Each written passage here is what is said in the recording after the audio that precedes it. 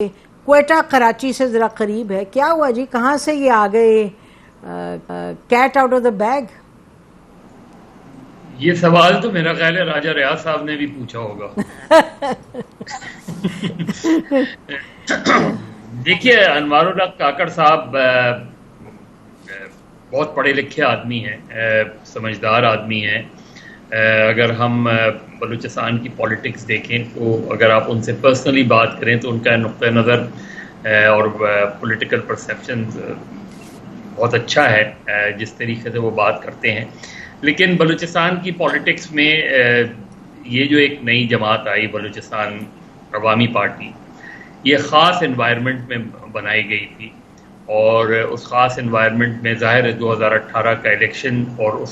اس کے بعد آنے والی تبدیلی پنہا تھی، اور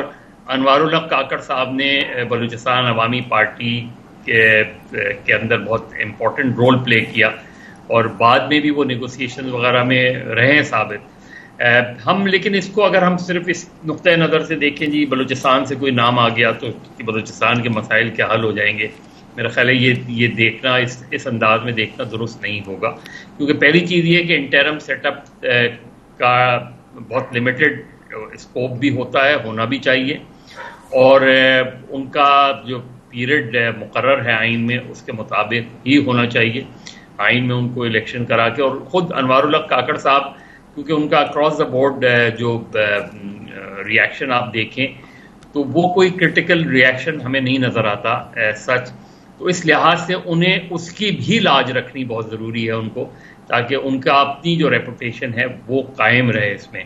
لیکن اس کا ایک اور پہلو بھی ہے، جس طرح میں نے کہا 2018 کے خاص تناظر میں بلوچستان عوامی پارٹی کا بننا، ایمرج ہونا، اس کے بعد جو ملک میں الیکشن ہوئے، پھر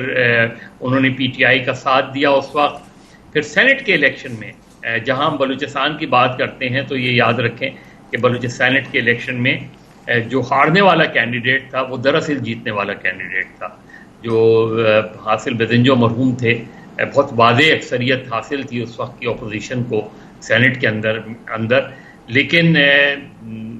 میری تو خیر میرا یونیورسٹی کا دوست تھا تو ایک رات پہلے بھی اس نے کہا تھا، میں نے کہا یار بہت کلیئر کر میجورٹی ہے، اس میں کیا؟ بولنے لگا نہیں الیکشن تو میں ہار جاؤں گا، اور اس کی وجوہات بھی جو اس نے بتائیں، تو اس نے کہا کیونکہ اس وقت انہوں نے باقاعدہ حاصل بدنجو نے، اور شاید انہوں نے بعد میں خطاب کرتے ہوئے بھی کہا تھا کہ فیض جیت گئے اور میں ہار گیا۔ تو یہ بھی ہمیں دیکھنا چاہیے کہ اس وقت ہارنے والا بھی ایک بہت ہی معتبر سیاستدان تھا، اور اس کا تعلق بھی بلوچستان سے تھا۔ اس کے بعد سے آج تک ہم دیکھیں وہی ہائیبرڈ سسٹم جو ہے وہ آج تک کنٹینیو کر رہا ہے۔ تو انوار الحق کاکڑ صاحب کیا رول پلے کر سکتے ہیں، کتنا رول پلے کر سکتے ہیں، یہ ان کا ٹیسٹ ہوگا، بٹ آئی ڈاؤٹ کہ وہ اپنے کوئی انڈیپینڈنٹ ڈیسیجنز بورڈلی لے پائیں۔ جی بالکل، میرا خیال ہے کہ ان کو بڑی گائیڈنس ملے گی ڈیسیجن میکنگ میں۔ اور دوسرا یہ آپ نے کہا بہت پڑھے لکھے، بلوچستان یونیورسٹی سے ناظرین انہوں نے ماسٹرز کیا پولیٹیکل سائنس میں، نیشنل ڈیفنس یونیورسٹی سے انہوں نے پروگرام کیا تھا، وہ he was in a course, اور ان کی وہاں اس وقت کے جو کور کمانڈر وغیرہ تھے ان سے کافی گپ شپ تھی، اور پھر اسی طریقے سے جیسے وہ کہہ رہے ہیں کہ وہ آئے انٹو دا سسٹم۔